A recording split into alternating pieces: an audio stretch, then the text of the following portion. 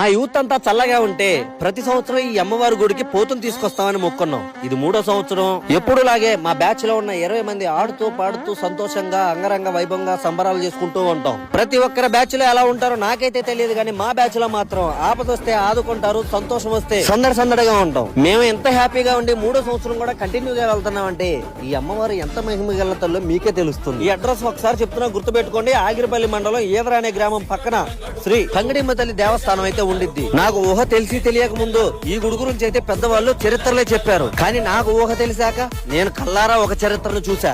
అదేంటంటే విజయవాడ మొత్తం కొట్టుకుపోయినప్పుడు ఈ ఊర్లు కూడా వరదలు వచ్చినాయి. ఊర్లు మొత్తం కొట్టుకుపోయినాయి, దాదాపు ఒక 10 ఊర్ల వరకు. అమ్మవారి పాదాల వరకు నీళ్లు తాగినాయి, కానీ ఎవ్వరికి కూడా ప్రాణహాని అనేది జరగలేదు. ఈ గొప్ప విషయం అయితే ఈ అమ్మవారి దగ్గర అయితే మనం చెప్పుకోవచ్చు. గుడికైతే చాలా నష్టం అయితే జరిగింది, కానీ అమ్మవారి మాత్రం జనానికి ఎటువంటి నష్టం జరగకూడదని చూసుకున్నారు. మా బ్యాచ్ తో అయితే నేను ఇలాంటి ట్రిప్పులు రావడం నాకు చాలా హ్యాపీగా ఉంది. మీ లైఫ్ లో కూడా ఇలాంటి బ్యాచ్ ఉందా? ఇలాంటి ట్రిప్పులు మీరు కూడా ఎంజాయ్ చేశారా? అయితే ఒకసారి ఆ టెంపుల్ కామెంట్ చేయండి, మేము కూడా అక్కడికి విజిట్ అవుతాం. పార్ట్ ఇంకా ఇంట్రెస్టింగ్ గా ఉంటది, వెయిట్ చేయండి.